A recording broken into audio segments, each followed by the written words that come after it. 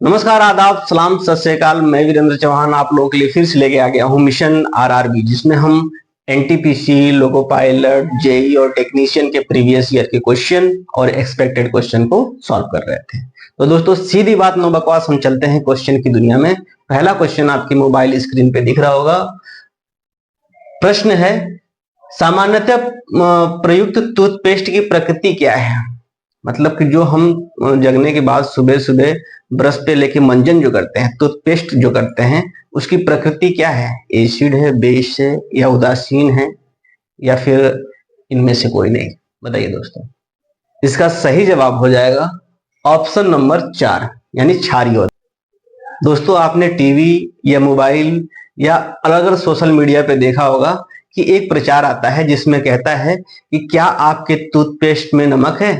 तो वो भी कहता है कि हाँ, मेरे टूथपेस्ट में नमक है। तो दोस्तों, टूथपेस्ट में नमक होता है, यह क्षारीय प्रकृति का होता है। दोस्तों, होता क्या है, जब हम भोजन करते हैं तो हमारे भोजन के साथ स्टार्च, ग्लूकोज, प्रोटीन, कार्बोहाइड्रेट, तमाम प्रकार के न्यूट्रिएंट्स हम अपने अंदर ग्रहण करते हैं। तो उसमें जो स्टार्च होता है, स्टार्च क्या करता है कि एसिड का निर्माण करने लगता है हमारे मुंह में। जैसे ही वायरसेस और बैक्टीरिया हमारे दांतों के कोने में फंसे रहते हैं, वो भी इस एसिड के निर्माण में अहम भूमिका निभाते हैं। तो उस एसिड की प्रकृति को खत्म करने के लिए जब हम सुबह सुबह टूथपेस्ट करते हैं, जो कि क्षारीय प्रकृति का होता है, तो एसिड को बेस द्वारा न्यूट्रलाइज कर दिया जाता है। तो इस वजह से हमारे दांत क्या हो जाते हैं? साफ हो जाते हैं और हम फ्रेश महसूस करते हैं। दोस्तों, आपने केमिस्ट्री में एक रिएक्शन देखा होगा, जब एसिड प्लस बेस को आपस में मिलाते हैं तो सॉल्ट प्लस वाटर बनता है। तो ये जो प्रक्रिया होती है दोस्तों, ये न्यूट्रलाइजेशन रिएक्शन कहलाती है। ये कौन सी रिएक्शन कहलाती है? Neutralisation reaction. ठीक है दोस्तों, तो इसकी प्रकृति क्या हो जाएगी? क्षारीय हो जाएगी। चलते हैं अगले क्वेश्चन पे। इनमें से कौन मुगल वंश का नहीं था? ऑप्शन है हुमायूं, अकबर, शेरशाह सूरी या कामरान मिर्जा। बताइए बताइए दोस्तों। इसका सही जवाब हो जाएगा शेरशाह सूरी। दोस्तों, जब मुगल वंश की स्थापना हुई थी, तो मुगल वंश के स्थापना के बीच में सन 1539 ईस्वी में शेरशाह सूरी ने हुमायूं को हरा करके चौसे के युद्ध में उसे भागने पे मजबूर कर दिया था।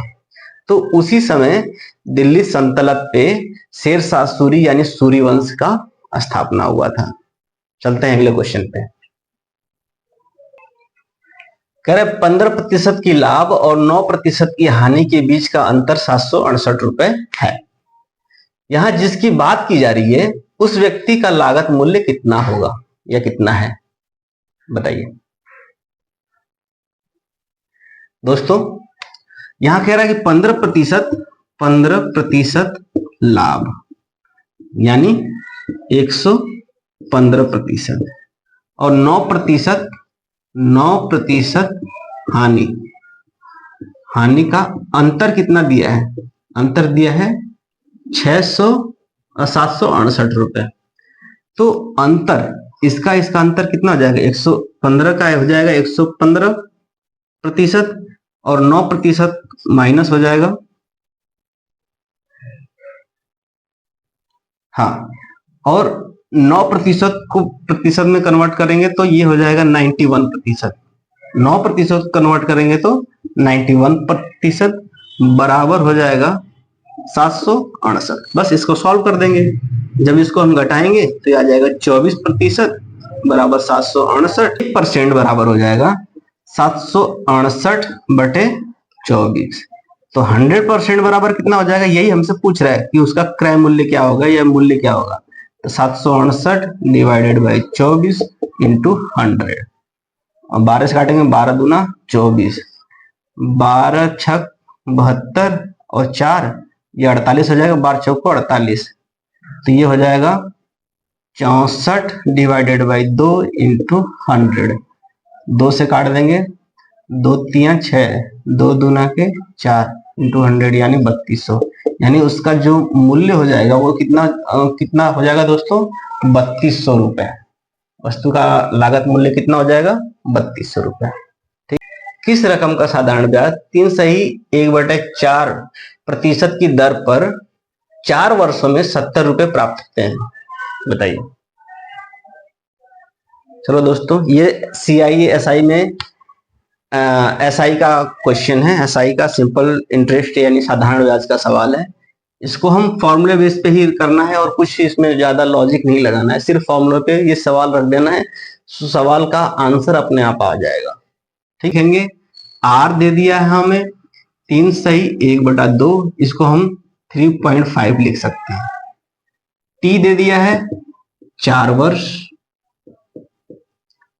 और SI दे दिया है हमें 70 रुपए और P हमें पूछ रहा है, प्रिंसिपल या मूलधन हमें पूछ रहा है। तो फॉर्मूला होता है SI बराबर P गुणे R गुणे T डिवाइडेड बाई 100। P दे दिया है, P नहीं दिया है, सॉरी P नहीं दिया है, SI दे दिया है। तो 70 बराबर जो वैल्यू दिया है बस हम वही वैल्यू रख रहे हैं, 70 इंटू 3.5 इंटू 4 डिवाइडेड बाई 100। अब कुछ नहीं, हमें P निकालना है तो P को पक्षांतर कर देंगे, ये इधर चला जाएगा और ये जो वैल्यू है वो नीचे आ जाएगी। तो ये हो जाएगा 70 इंटू 100 डिवाइडेड बाई 3.5 इंटू 4। ठीक है, ये किसकी वैल्यू आ रही है, P की। अब इसको हम करेंगे,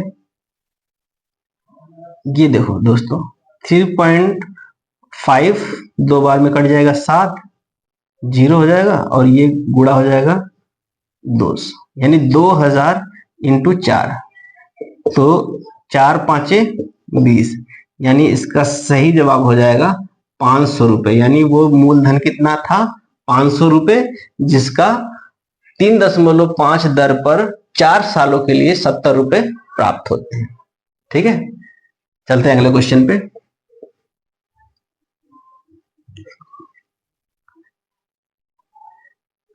कह रहा है एक दुकानदार को एक वस्तु को 640 रुपए में बेचने पर 20% की हानि होती है।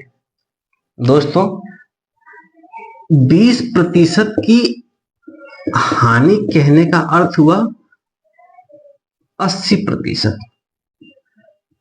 वो कितने में बेचता है, 640 रुपए में। ठीक है, और कह रहा है वह अपने विक्रय मूल्य में कितने प्रतिशत की वृद्धि करे कि उसे 10% का लाभ प्राप्त हो। 10% का लाभ प्राप्त, इसमें सबसे पहले हम 100% यानी CP निकालेंगे। CP पे 10% लगा देंगे और उस हिसाब से घटा करके इसका प्रतिशत वृद्धि निकाल लेंगे। देखो दोस्तों 80% यदि 640 है तो 100% कितना हो जाएगा, 640 डिवाइडेड बाई 80 इंटू 100। इतना समझ में आया, कैलकुलेशन कर दीजिए, 0 से 0 कैंसिल हो गया, 8 8 64, यानी ये इंटू 100 जब करेंगे तो 100% जो आएगा यही CP है, क्रय मूल्य है, वो कितना हो जाएगा 800 रुपए। ठीक है, अब कह रहा है कि इस पे 10% का लाभ, यानी 800 का 110%, 0 से 0 कैंसिल हो गया, इस 0 से ये 0 कैंसिल हो गया, 11 8 88, यानी 88 और ये 0 आ जाएगा यहाँ पे, यानी 880 रुपए। यानी 10% का लाभ कमाने के लिए उसको वस्तु को 880 रुपए में बेचने पड़ेंगे, लेकिन स्टार्टिंग में वो बेच कितने में रहा था, 640 रुपए में। ठीक है दोस्तों, तो अंतर कितना हुआ, 880 माइनस 640, अंतर हो जाएगा 240। और स्टार्टिंग में कितने में बेच रहा था, प्रतिशत वृद्धि हम निकाल ले रहे हैं, 640 इंटू 100। ठीक है, अब देखिए 8 तिरिके 24, 8 अट्ठे 64, यानी ये हो जाएगा 300 डिवाइडेड बाई 8। 8 8 तिरिके 24, बचा कितना 6, 8 छक्का 48, 8 सत्ते 56, बचा कितना 4 और 8 पांचे 40, यानी 37.5% की वृद्धि होगी यदि वह 880 रुपए में बेचता है तो। ठीक है, तो इसका प्रतिशत वृद्धि कितना हो जाएगा 37.5, ऑप्शन नंबर तीसरा। चलते हैं अगले क्वेश्चन पे। दोस्तों सवाल थोड़ी सी इजी है, लेकिन टाइम टेकिंग हल्का तो लेगा ही, क्योंकि क्वेश्चन के अंदर क्वेश्चन बना दिया है इसमें। ठीक है, अगले क्वेश्चन पे चलते हैं। यह डायरेक्शन का सवाल है। दोस्तों डायरेक्शन का सवाल करने के लिए हमेशा आपको कुछ बेसिक रूल पता होना चाहिए। बेसिक रूल क्या है, जब भी हम डायरेक्शन का सवाल करेंगे तो एक ऐसी लाइन खींच लेंगे, इस लाइन के ऊपर की तरफ हमेशा उत्तर होगा, नीचे की तरफ हमेशा दक्षिण होगा, दाएं हाथ की तरफ हमेशा पूरब होगा और बाएं हाथ की तरफ हमेशा क्या होगा पश्चिम होगा। ठीक है, अब जो क्वेश्चन कहा जाए उसके हिसाब से हम इसका सवाल का हल निकाल लेंगे। अब क्या कह रहा है, कह रहा है कि रविराज अपनी साइकिल पर दक्षिण की ओर 20 किलोमीटर गया। दक्षिण की ओर कितना गया, अब दक्षिण कहा गया तो हम नीचे गए हैं 20 किलोमीटर। ठीक है, और दाहिने ओर मुड़कर 10 किलोमीटर गया। दाहिने ओर मुड़ा, यानी हम जब नीचे की तरफ आते हैं तो हमारा दाहिना इधर और बावां इधर हो जाता है, तो दाहिने की ओर 10 किलोमीटर गया। दोस्तों हमेशा जब भी ये लाइन खींचेंगे तो अनुमान लगाकर खींचेंगे कि इस 20 किलोमीटर का आधा हो, तो हम आ गए यहाँ पे, ये कितना है 10 किलोमीटर। ठीक है, अब कह रहा है क्वेश्चन में फिर दाहिने ओर मुड़कर 20 किलोमीटर चला। फिर कितना गया 20 किलोमीटर दाहिने। अब दाहिने जब इधर हम आएंगे तो दाहिना हमारा इस ऊपर की तरफ हो जाएगा। ठीक है, 20 किलोमीटर हम आ गए। और फिर लास्ट में कह रहा है कि बाईं ओर मोड़कर वह 20 किलोमीटर तक गया। बाईं ओर, अब दाहिना हमारा ये हो गया, बायां हमारा ये हो गया, बायां ओर मुड़कर कितना गया 20 किलोमीटर। 20 किलोमीटर। अब वो कह रहा है कि उसे अपने घर पहुंचने के लिए सीधी दिशा में कितने किलोमीटर जाना होगा। मान लो इसका घर ये है, तो कितने किलोमीटर जाना होगा 20 ये और 10 ये था, तो 10 यहां भी होगा, 10 यहां भी होगा, 10 यहां भी होगा, 10 किलोमीटर ये, 20 और 10 कितना हो जाएगा 30 किलोमीटर। इसका सही जवाब होगा कि उसे अपने घर जाने के लिए दोबारा 20 और 10 30 किलोमीटर जाने होंगे। ठीक है, I think you better understand what I want to say. दोस्तों ऐसे सवाल को थोड़ी सी कंसंट्रेशन करके सवाल को जानना है कि कौन सा सवाल क्या कहना जा रहा है। चलते हैं अगले क्वेश्चन पे। अगला क्वेश्चन क्या कह रहा है, यह भी दिशा का सवाल है। गोविंद ने पश्चिम दिशा की ओर 16 किलोमीटर की यात्रा की।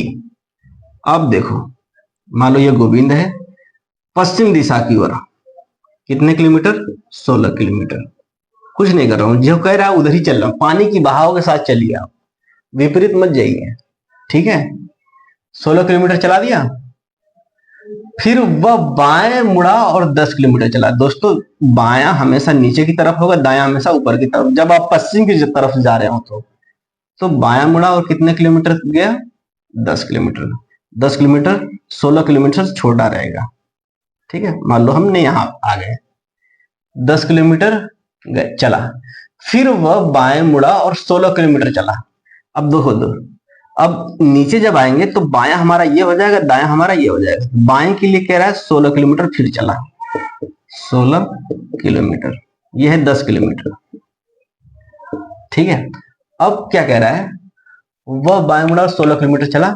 गोविंद प्रारंभिक बिंदु से कितनी दूरी पर है?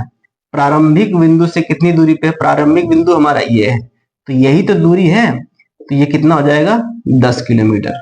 यदि दिशा भी पूछे तो 10 किलोमीटर दक्षिण की तरफ, यानी यहाँ प्रारंभिक बिंदु से 10 किलोमीटर दक्षिण की तरफ। तो दिशा नहीं पूछ रहा है, तो सिर्फ इसका हो जाएगा 10 किलोमीटर। ऑप्शन नंबर कौन सा? Option number 4। चलते हैं अगले क्वेश्चन पे। अगला क्वेश्चन कह रहा है, दिए गए विकल्पों में से असंगत को चुने। दिए गए विकल्पों में से असंगत को चुने। असंगत कौन सा है इसमें? गोताखोरी, ड्राइविंग, नौकायान, तैराकी। दोस्तों ऑप्शन से ही आप समझ गए होंगे कौन सा ऑड है। ऑड वन आउट का सवाल है। इसका सही जवाब हो जाएगा ड्राइविंग। गोताखोरी पानी में होता है, नौकायान कहाँ होता है पता है? पानी में। तैराकी, तैराकी भी पानी में होता है, लेकिन ड्राइविंग हमेशा रोड पे होता है। ठीक है, तो ड्राइविंग इसका सही जवाब हो जाएगा। निम्नलिखित प्रश्न में पूछे गए प्रश्न के सही विकल्प का चयन करें। संख्या 2 के विपरीत कौन सी संख्या आएगी? पहले डाइस बना लेते हैं, इसमें पासा बना लेते हैं। पासा,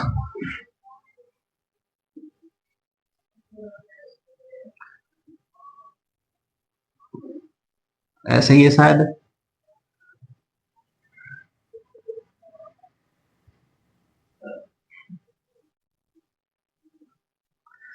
अंक देहरा 5 1 2 4 2 6।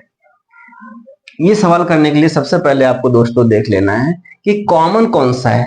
यहां भी 2 है, यहां भी 2 है, तो लिखेंगे 2। अब इसको क्लॉकवाइज एंटी क्लॉकवाइज घुमा देना है, इसको भी एंटी क्लॉकवाइज घुमा देंगे। तो पहले इसको भी देखते हैं। 2 1 5 आया है, ठीक है, और यहां पे आया है 2 6 और 4, यानी 5 के विपरीत 4 हो जाएगा, 6 के विपरीत 1 हो जाएगा। तो 4 6 1 5 6 4 हमारे पास आ गए, 2 आ गया। तो 2 के विपरीत वही संख्या आएगी जो यहाँ पे नजर नहीं आ रही है। तो 2 के विपरीत कौन सी संख्या आएगी? 3, क्योंकि 3 यहाँ नजर नहीं आ रही है। ठीक है, जब भी ऐसे सवाल आए पासा के, तो आपको कॉमन देख लेना है। कॉमन देख लेने के बाद एंटी क्लॉकवाइज घुमा देना है और नंबर को लिख देना है। दोनों पासे के नंबर हमने लिख दिए। जो कॉमन अंक है वहां पे वही संख्या आएगी जो इन संख्याओं में नजर नहीं आ रही है। तो 3 यहां नजर नहीं आ रहा है, यानी इसका विपरीत क्या हो जाएगा? 2 का विपरीत क्या हो जाएगा? 3। Option number 4। ठीक है, चलते हैं अगले क्वेश्चन पे। अगला क्वेश्चन कह रहा है ट्रांसफार्मर क्या है? बताइए दोस्तों, ट्रांसफार्मर क्या है? इसका सही जवाब हो जाएगा ऑप्शन नंबर 2, एसी वोल्टेज घटाने बढ़ाने में प्रयुक्त होता है। दोस्तों ट्रांसफार्मर का काम क्या होता है कि निम्न वोल्टेज को उच्च वोल्टेज में, यानी लो वोल्टेज को हाई वोल्टेज में और हाई वोल्टेज को लो वोल्टेज में कन्वर्ट करने का काम करता है। लेकिन ये डीसी पे वर्क नहीं करता है, ये सिर्फ एसी पे वर्क करता है। एसी वोल्टेज को, एसी निम्न वोल्टेज को एसी उच्च वोल्टेज में और एसी उच्च वोल्टेज को एसी निम्न वोल्टेज में कन्वर्ट करने का काम करता है। दोस्तों अगला ऑप्शन है डीसी को एसी में परिवर्तन करने का काम कौन करता है? डीसी को एसी में परिवर्तन करने का काम इन्वर्टर करता है। आपने अपने घर में देखा होगा, जैसे ही लाइट चली जाती है इन्वर्टर ऑन हो जाता है, यानी जब लाइट रहती है तब तो बैटरी चार्ज होती रहती है, ठीक है, और जब लाइट चली जाती है तो वही डीसी वोल्टेज जो बैटरी में स्टोर रहती है वो इन्वर्टर क्या करता है कि उस डीसी वोल्टेज को एसी वोल्टेज में कन्वर्ट करके हमारे घर के जितने भी अप्लायंसेस है उसको ऑन कर देती है। ठीक है, अगला और ऑप्शन है, अब ये डीसी को तो एसी में कन्वर्ट करता है, एसी को डीसी में कौन कन्वर्ट करता है? एसी को डीसी में कन्वर्ट करने का काम कौन करता है बताइए? एसी को डीसी में कन्वर्ट करने का काम रेक्टिफायर का करता है, जो कि एक डायोड भी हो सकता है या डायोड होता है। ठीक है, डायोड एज ए रेक्टिफायर का काम करता है जो कि एसी वोल्टेज को डीसी में कन्वर्ट कर देता है। अब विद्युत ऊर्जा को यांत्रिक ऊर्जा में बदलने का काम कौन करता है? विद्युत ऊर्जा को यांत्रिक ऊर्जा में बदलने का काम विद्युत मोटर करता है। आपने घरों में देखा होगा, जैसे ही आप इलेक्ट्रिक सप्लाई देंगे मोटर को, वो अपने आप रोटेट होने लगेगा। वो रोटेट होने का काम ही क्या कहलाता है? यांत्रिक ऊर्जा कहलाता है। अब यांत्रिक ऊर्जा क्या होती है? यांत्रिक ऊर्जा बराबर होता है kinetic energy plus potential energy. Kinetic मतलब गतिज ऊर्जा, पोटेंशियल मतलब स्थितिज ऊर्जा। यानी स्थितिज ऊर्जा और गतिज ऊर्जा का योग ही यांत्रिक ऊर्जा कहलाती है या मैकेनिकल एनर्जी कहलाती है। ठीक है, तो आज के लिए बस इतना ही। मिलेंगे कल नए जोश, नए उमंग, नए तरंग के साथ। तब तक के लिए जय हिंद।